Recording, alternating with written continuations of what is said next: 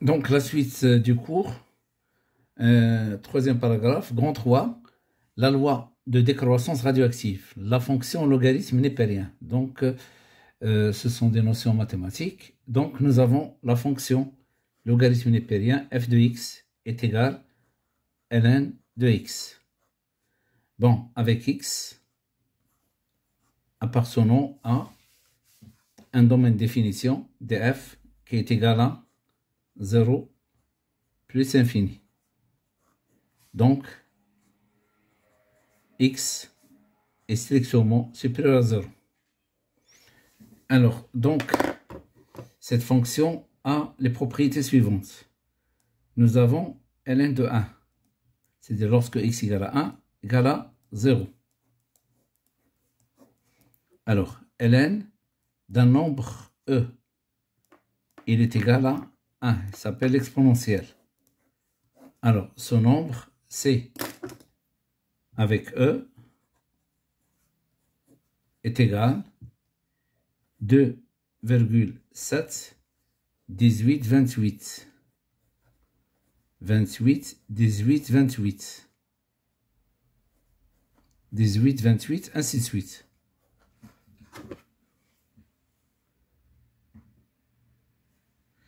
Bon, alors maintenant cette fonction a deux limites. Limite de ln de x quand x tend vers 0, c'est moins l'infini. Limite de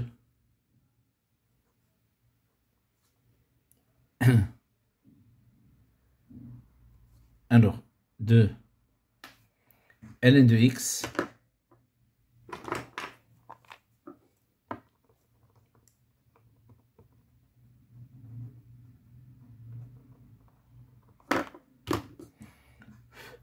quand x tend vers plus infini. Donc ici c'est ln de x, il est égal à plus infini. Donc, en représentant cette fonction,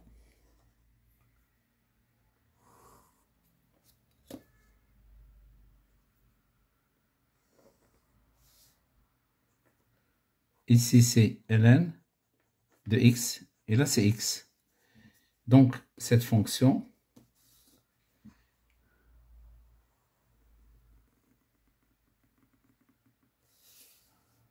voilà. Donc ça c'est 1, ln de 1 c'est 0, ça c'est 10, c'est e, et là ln de e c'est 1. Alors qu'est-ce que je constate? Si x est compris entre 0 et 1, ln de x il est négatif. Donc si x entre 0 et 1, ln de x négatif. Si x est supérieur ou égal à 1, ln de x est supérieur ou égal à 0. C'est-à-dire il est positif. Donc cette fonction, nous avons si a positif et b positif, alors ln de a fois b est égal ln de a plus ln de b. Ln de a sur b est égal ln de a moins ln de b. Ln de a à la puissance b est égal b ln de a. Alors donc ln de e à la puissance a est égal à ln de e est égal à 1. Alors ln de a sur b est égal moins ln de B sur A. Donc, ce sont les différentes propriétés. Le produit A plus B, ln de A sur B, c'est ln de A moins ln de B. Ln de A à la puissance B est égal à B, ln de A. Ln de E à la puissance A est égal à A, ln de E est égal à A. Ln de A sur B est égal à moins ln de B sur A. Alors, nous avons Y est égal E à la puissance ln de X. On introduit ln. Ln de Y est égal ln de E à la puissance ln de X. هذه ثبت هنا. Donc ln de Y est égal ln de X fois ln de E. ln de E est égal à 1. Donc qu'est-ce qu'on obtient? Ln de Y est égal ln de X. Donc X est égal Y.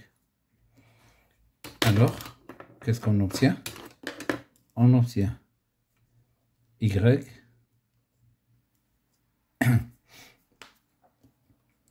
on obtient E à la puissance n de X est égal à X. E à la puissance moins ln de X est égal donc 1 sur X.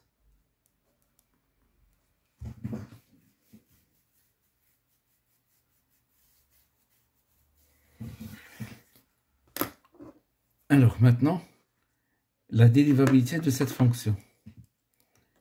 La dérivée de ln de X est égale à 1 sur X. Donc dans le cas général,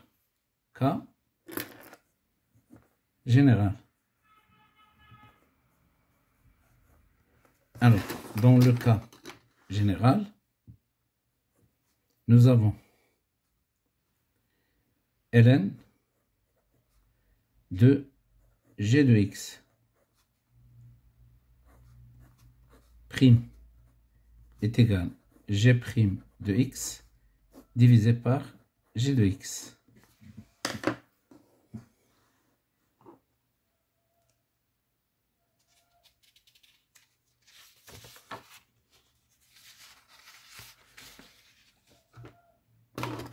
Deuxièmement, la loi de décroissance.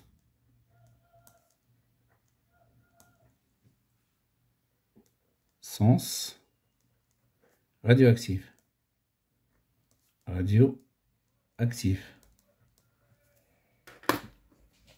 Donc, un échantillon.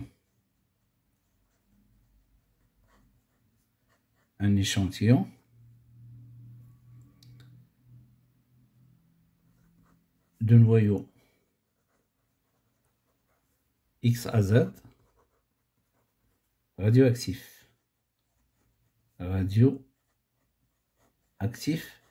de type alpha, bêta moins, bêta plus, peu importe, de masse initiale M0 contient N0 noyau. Donc, nous avons la quantité de matière. La quantité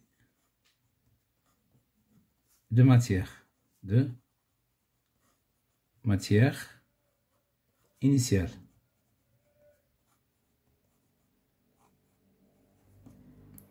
N0 est égal M0 sur la masse molaire est égal à N0 sur Na. Alors, qu'est-ce que je peux déduire? Le nombre de noyaux est égal à Na fois la masse sur la masse molaire. Alors, Na est égal à 6,02 10 à la puissance 23 mol moins 1. La constante d'Avogadro. la constante d'Avogadro. Avogadro. Bon. Au cours de la désintégration, au cours de sa désintégration,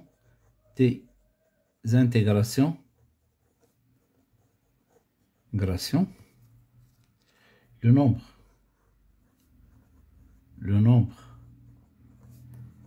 de noyaux restants est n, et le nombre de noyaux désintégrés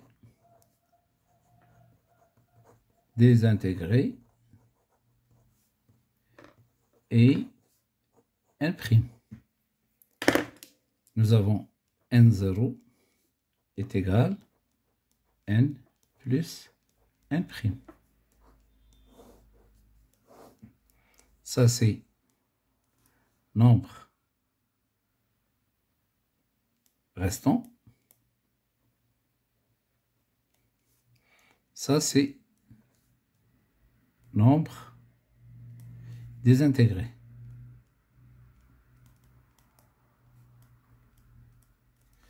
Alors, la relation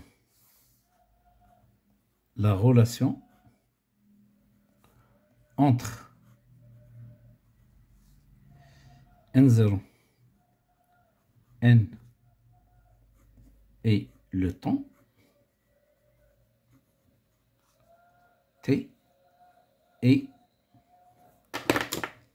n est égal à n0 e moins lambda t. Il s'appelle loi de décroissance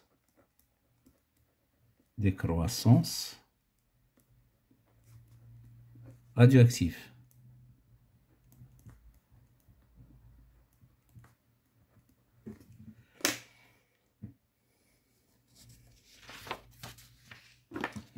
Alors, donc, nous avons n0 est égal à n plus n'. N' est égal à n0 moins n est égal à n0 moins n0 e moins lambda t. Factorise n0, ça donne n' est égal à n0 facteur de 1 moins e à la puissance moins lambda t. Alors, lambda est la constante radioactive.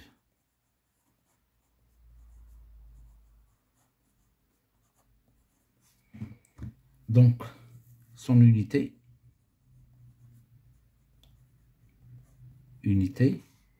est seconde moins 1. Donc, lambda caractérise chaque noyau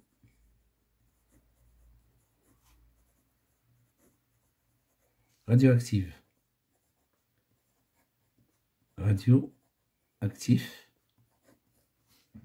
Donc, nous avons lambda pour U92 238 différence de lambda U92 234 différence lambda RA 88 226. Donc chaque noyau, il possède, même les isotopes, ils n'ont pas le même lambda. Alors maintenant, on cherche la relation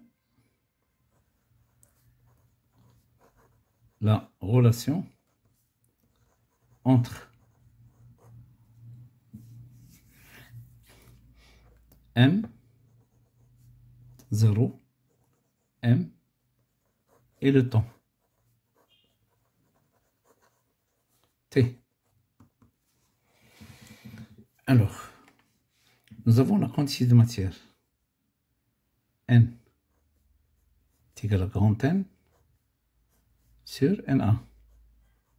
Donc, est égal à N0 sur NA fois E à la puissance moins lambda T. Nous avons N0 est égal à N0 sur NA. Donc, on peut écrire petit n, la quantité de matière est égale à N0 E à la puissance moins lambda T.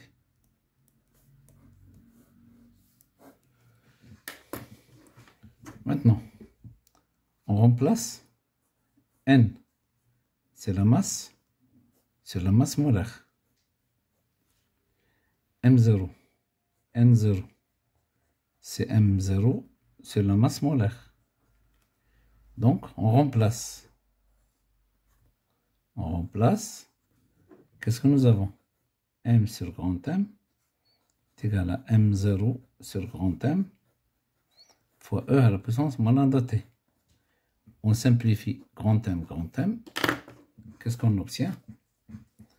Alors, on obtient M est égal à M0 E à la puissance moins lambda T.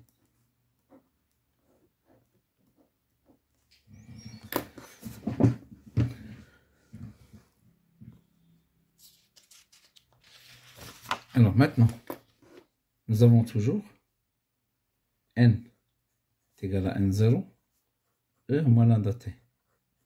La concentration, C, c'est N sur V.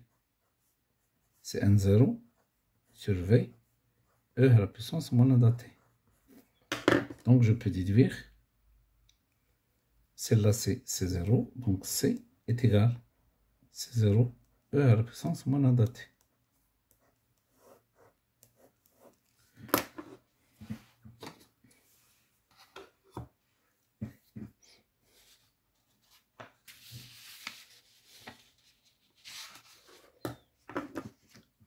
Alors,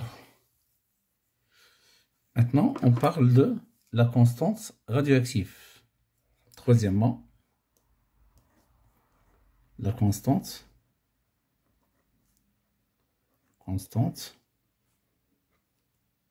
radio, bien la constante du temps.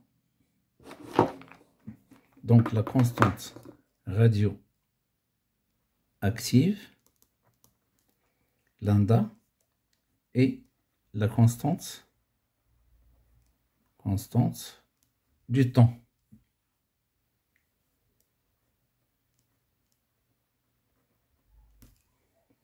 Alors, nous avons taux est égal à 1 sur lambda.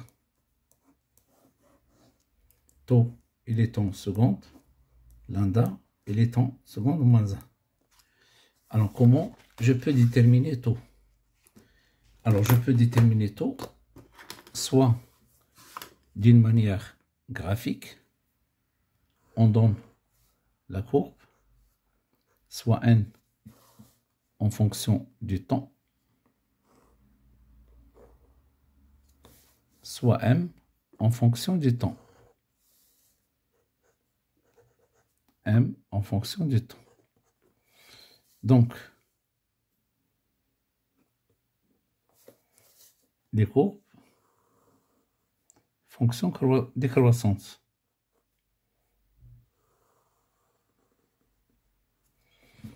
Alors, il est quand on a la tangente, si nous avons la tangente tracée, alors qu'est-ce qu'on prolonge? Alors, l'intersection avec l'axe des temps, et c'est T, ça c'est tout. Vous avez ici la tangente. Voilà. On la prolonge. L'intersection, ça donne tout. Alors maintenant, supposons que la tangente n'est pas tracée. si la tangente n'est pas tracée. Alors, qu'est-ce qu'il faut faire? Donc, on doit chercher quelle est la relation et la relation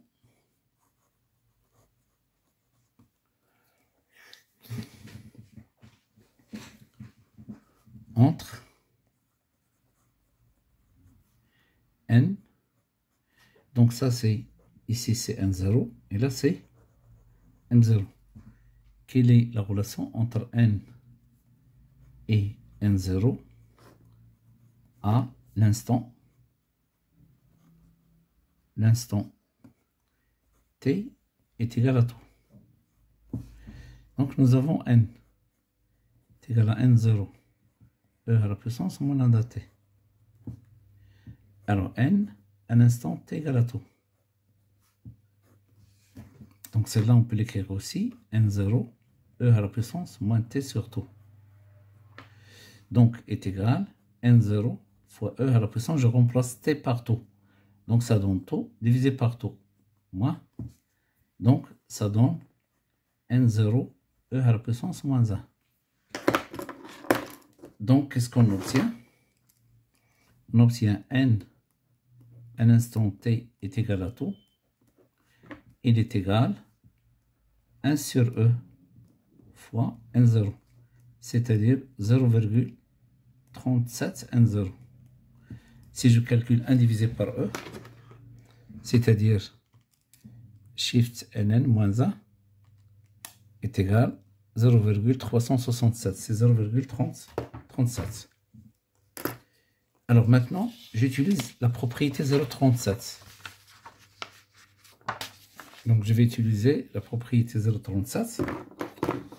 Donc nous avons la courbe, mais la tangente n'est pas dessinée. Voilà. Ça c'est n ou bien m. C'est le temps. La courbe, elle est comme ça.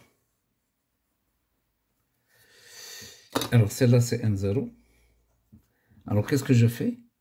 Je mesure cette distance 5 cm. Je multiplie. Par exemple ici j'ai trouvé 5. Je multiplie 5 fois 0,37 est égal. Ça donne 1,85. Donc je cherche 1,85. Voilà. Voilà.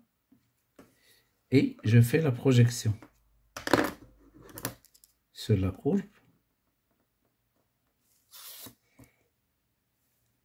Voilà. Et voilà, je trouve tout. Donc, avec cette valeur, c'est quoi? C'est 0,37 n0. Donc, je mesure seulement celle-là en centimètres. Je multiplie par 0,37 et je mesure ce que j'ai trouvé d'ici jusque-là. Je fais la projection. Si je veux tracer la tangente, la voilà. Voilà, en pointillé.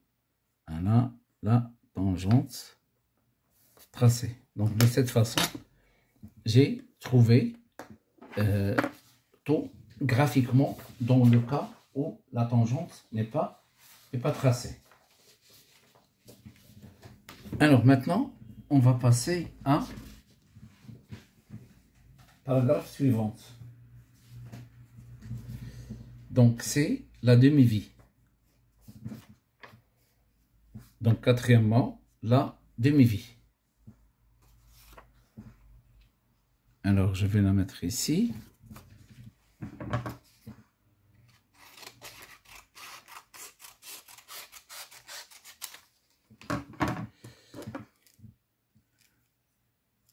Donc quatrièmement, la demi-vie.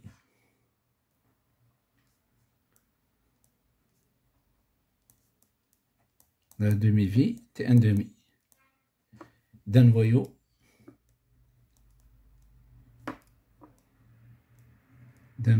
radioactif.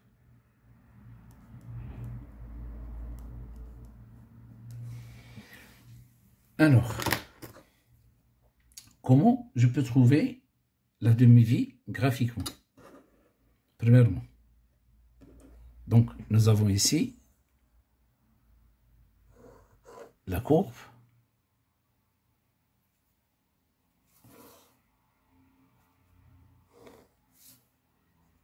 Donc, T, N ou M. Donc, N0.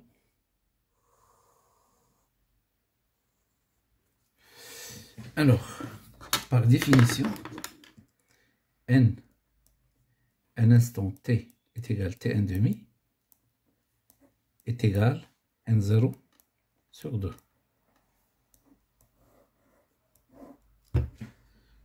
Donc, graphiquement, je mesure celle-là. Je trouve 5. La moitié, c'est 2,5. 2,5 ici. Donc ça, c'est N0 sur 2. Je projette sur la courbe et je cherche l'abscisse.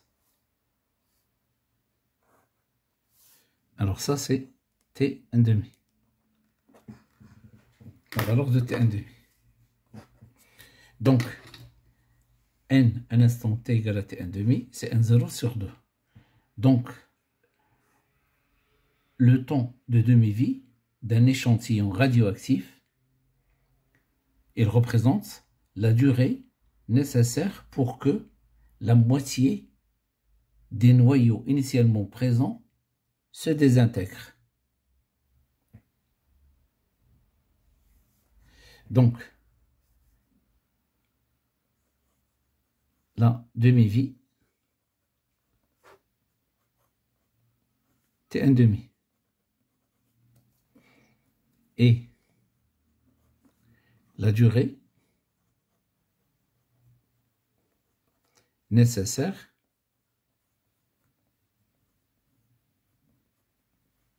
pour la désintégration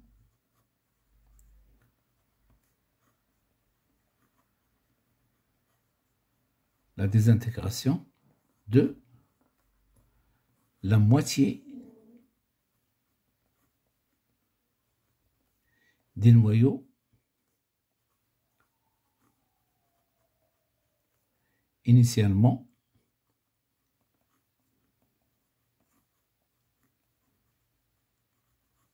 présents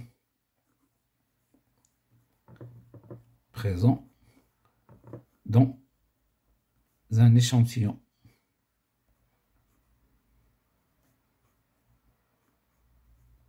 radioactif.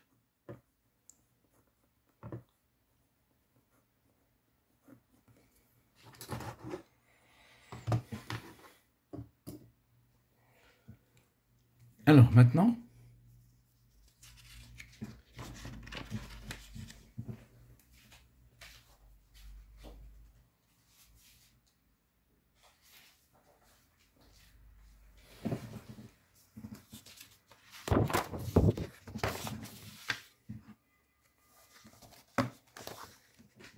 pour bien comprendre la demi-vie, supposons que nous avons la masse M0 pendant T1 demi. Pendant T1 demi. Alors, la moitié se désintègre et la moitié reste. Donc, le restante, c'est M0 sur 2. Pendant T1 demi suivante. Voilà. La moitié de celle-là se désintègre, la moitié reste. Donc M0 sur 4. Pendant T1 demi. La moitié de celle-là reste. M0 sur 8. Et la moitié se désintègre. Pendant T1 demi.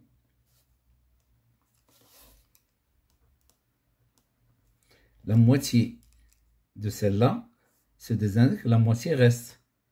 M0 sur 16.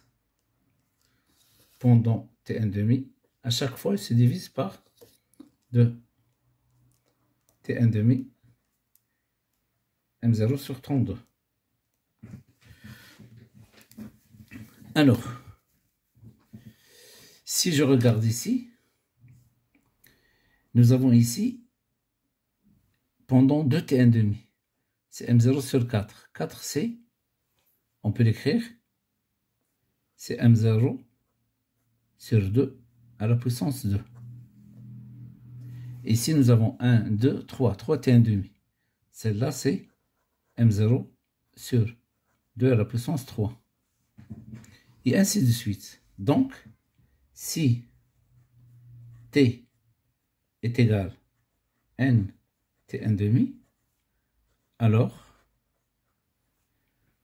m est égal à m0 sur 2 à la puissance n.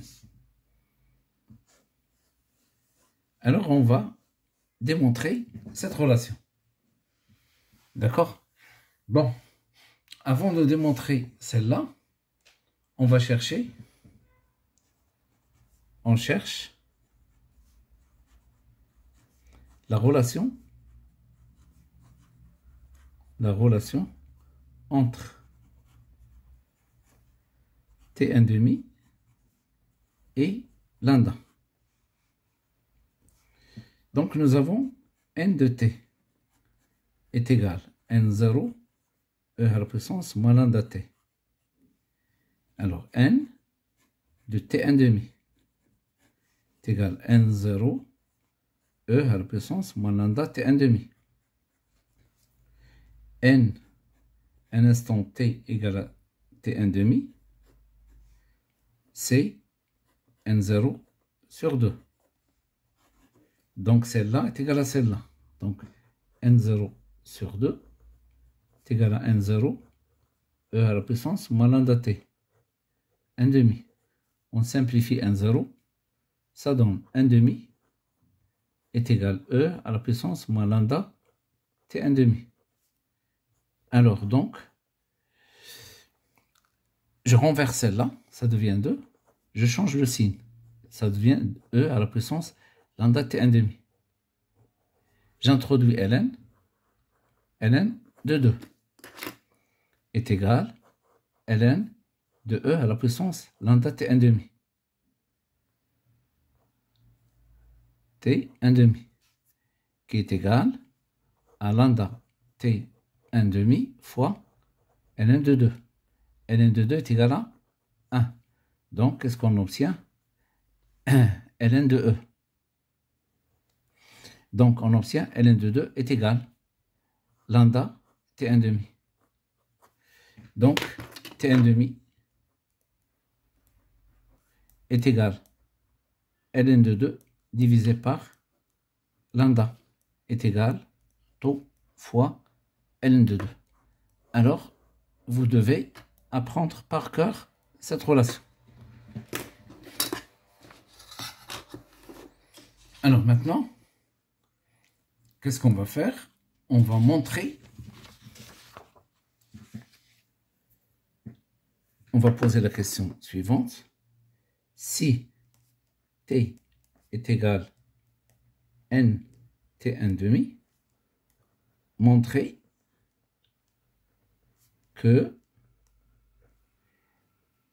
n est égal à n0 sur 2 à la puissance n et m est égal à m0 e 2 à la puissance n.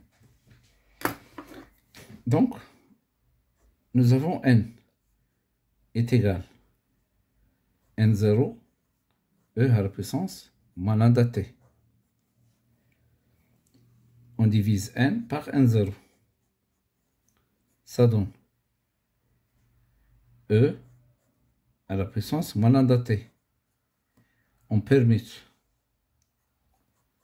n0 sur n est égal à e lambda t. On introduit ln.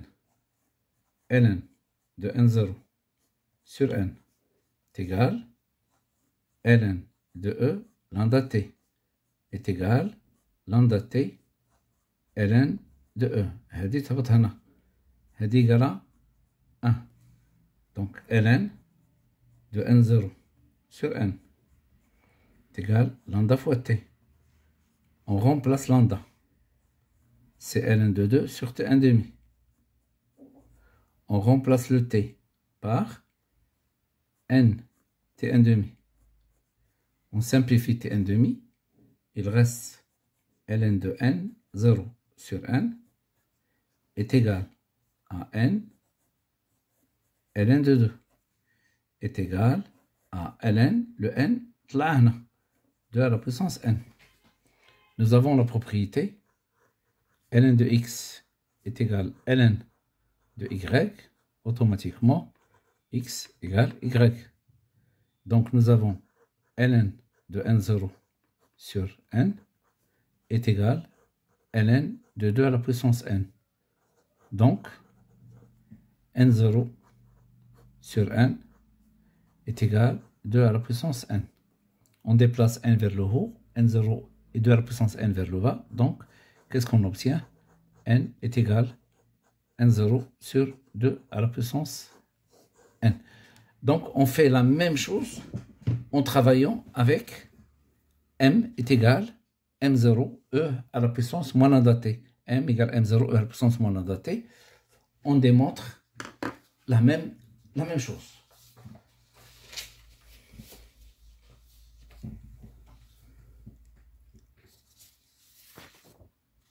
Alors, cinquièmement, l'activité. Cinquièmement, l'activité.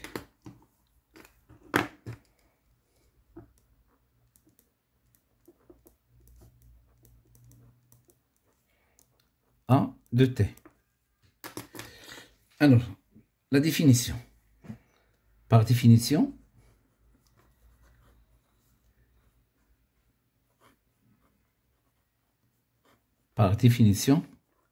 l'activité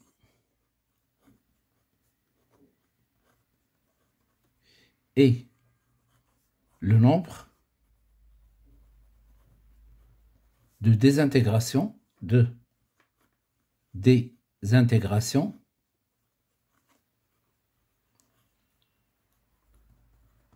par unité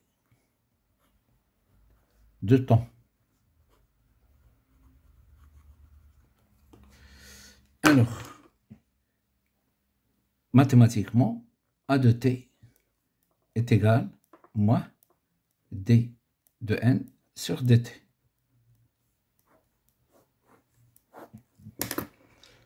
Donc, on va dériver le n.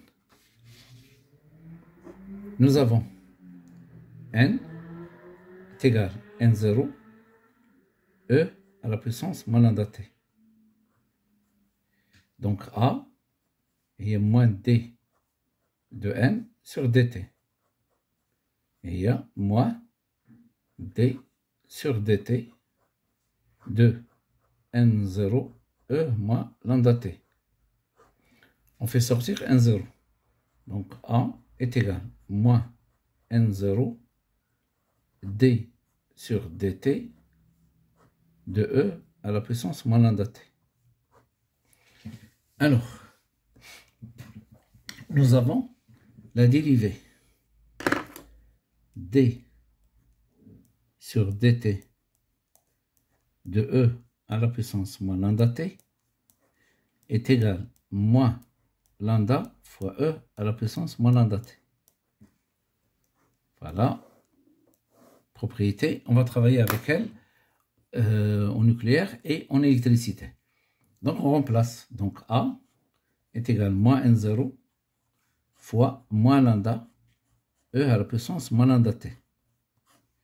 Le moins s'en va avec le moins. Donc A est égal à lambda n0 e moins lambda t. Alors, A0, c'est A un instant t égale à 0. C'est-à-dire lambda n0, on remplace le t par 0, puissance 0. Qu'est-ce que je peux déduire? A0 est égal à lambda n0. Voilà. Donc, lambda seconde et A0 en Becquerel, BQ, le Becquerel. Alors, je remplace ici. Voilà. Donc, ça donne A est égal à 0, E à la puissance moins lambda t. Alors maintenant, je reviens à celle-là aussi. Nous avons A est égal à A0, E moins lambda t est égal lambda n0, E moins lambda t. Je remplace celle-là par n. Qu'est-ce que j'obtiens? A est égal lambda fois n. Donc, il faut apprendre par cœur celle-là, aussi celle-là, aussi celle-là. Apprendre par cœur.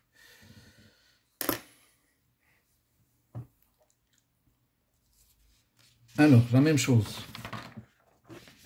Si je représente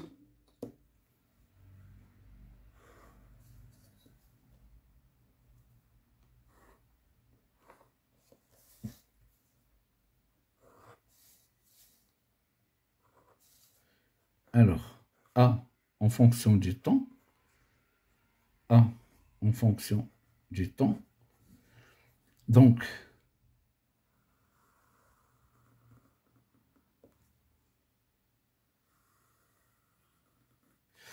si on veut dans la tangente, voilà, il faut la prolonger, voilà, ça c'est la valeur de taux.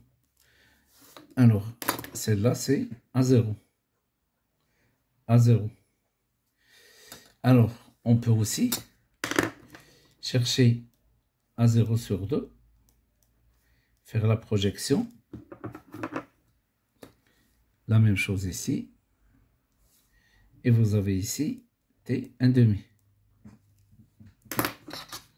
Alors, une autre remarque aussi, nous avons A est égal à 0, E moins lambda T.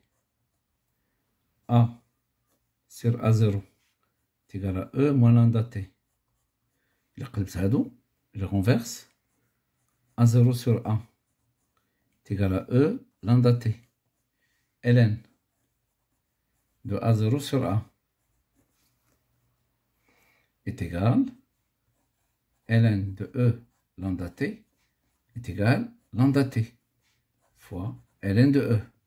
ln de E, c'est 1. Donc, ln de A0 sur A est égal lambda T. Voilà. Si je représente la courbe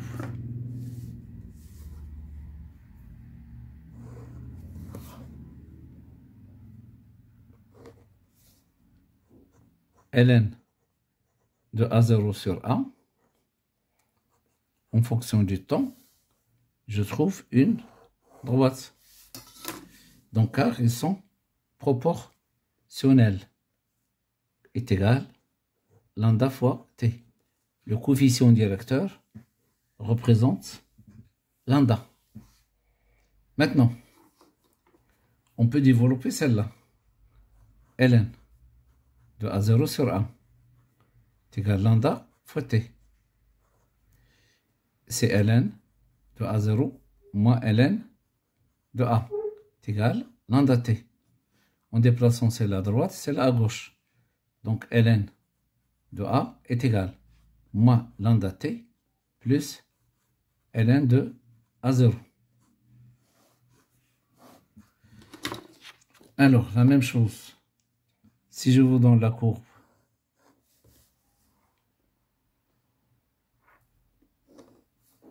ln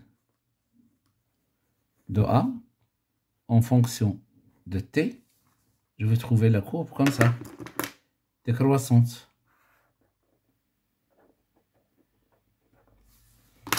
Alors, celle-là, c'est ln de A0. Et ce temps-là, je vais l'appeler t final. Alors, donc, nous avons ln de A est égal moins lambda tf plus ln de A0. Si je remplace par TF, celle-là égale à 0. Qu'est-ce que je peux déduire? Que lambda, donc 0, est égal à moins lambda TF plus ln de A0. Donc, à quoi est égal lambda? Lambda est égal à ln de A0 divisé par TF. Donc, vous pouvez calculer lambda par ln de A0 divisé par TF. Bon, c'est la fin de cette partie.